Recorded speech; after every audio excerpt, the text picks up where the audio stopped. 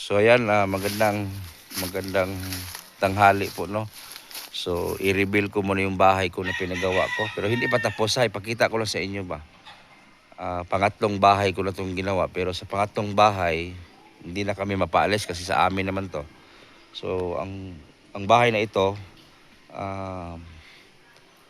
pinagawa ko to para po ay kung halimbawa ang Team Daddy Frankie kung babalik ng Mindanao, may matuluyan na sila, na hindi na sila umuupa.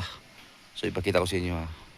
So ito na yung bahay na pinagawa ko po, pero hindi ko to mabuo ng unti-unti kung hindi dahil po ng isang sponsor na si Ma'am Brown. So nahihiya na nga po ako kay Ma'am Brown kasi halos lahat sa kanya may naambag man ako dito, pero konti lang. Alam niyo naman, hindi naman ako sikat sa social media. Magkano lang po kinikita ko. So ito na yung bahay na pinatayo natin. Talagang inapura ko na magpagawa dahil po ay halimbawa man kung babalik ang Team Daddy Frankie, meron na po silang matuluyan. Kasi itong bahay na ito, minsan may budget, minsan wala. So matagal matapos. So bagsang-bagsang ba, utal-utal yung pagpagawa kasi mahiya na ako sa sponsor ko kay Ma'am Brown.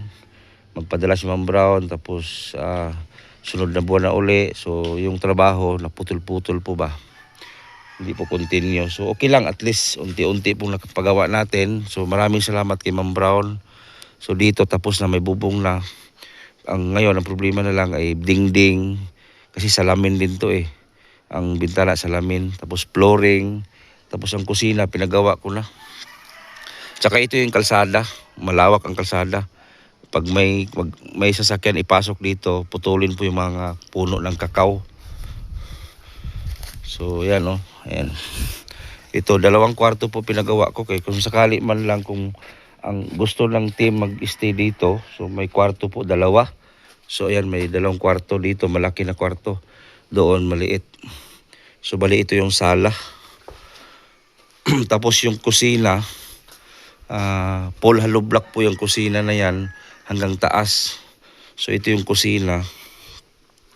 Yun po yung CR, malawak po yung CR, malawak yan. Tapos yan yung lababo. Pero dagdagan pa yung lababo kasi estimatean pa namin yung flooring kung gaano kataas. Tapos ito yung dingding niya, paikot. So yan po. Naka-full hollow block po itong kusina hanggang taas. So doon lang po ang dingding niyan is parang yero, ang tinatawag na chlorop. So marami pang kulang nito. Kasi kulang yung kahoy po natin, yung kahoy. Tapos yung CR, nagpabutas na ako ng CR. Ayun o. Nagpabutas na ako ng CR dyan. Ito yung CR dito. So,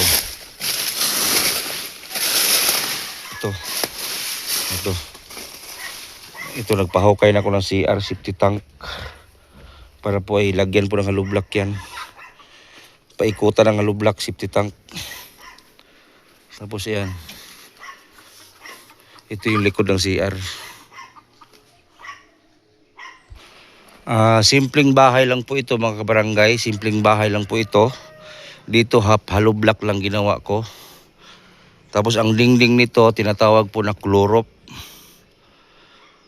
So bali pangatlong bahay ko na itong ginawa. Pero noong una kasi nagpagawa ko ng bahay, gumastos kami ng malaki. Pinaalis po kami sa may-ari ng lupa.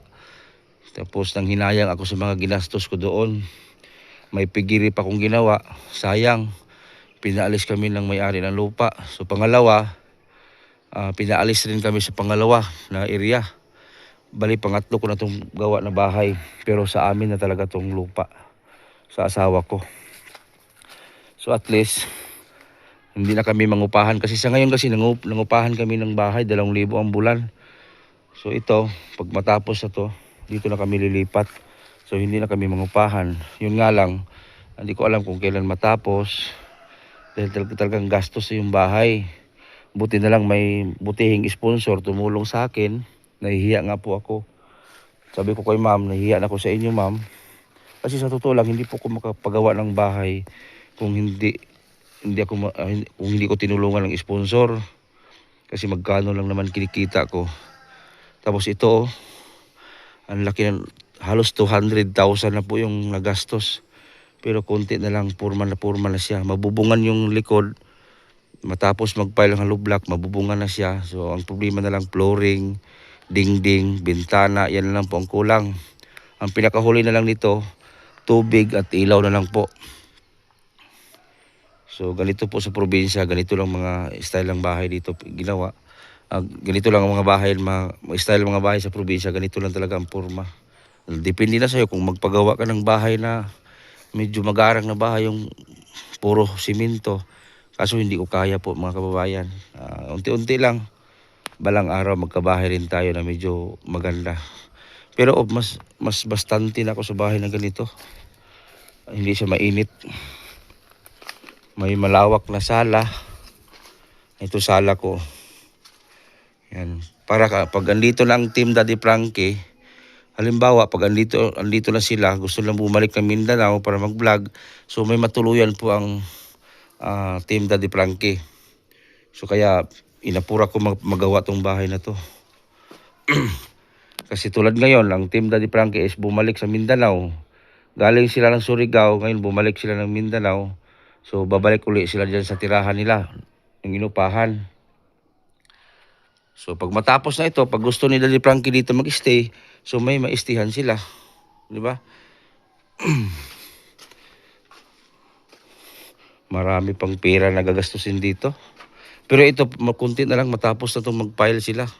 Siguro bukas, matapos na ito mag-pile sa taas. Ang kulang ko na lang is buhangin.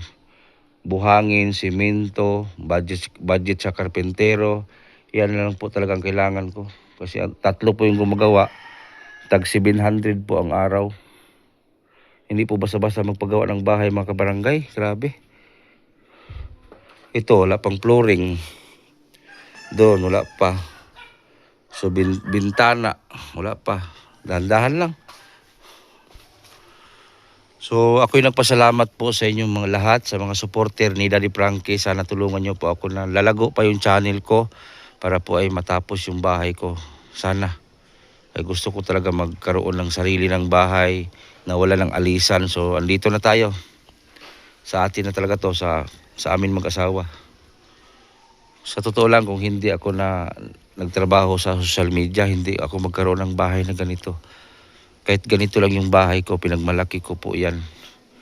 Salamat talaga sa sponsor na tumulong.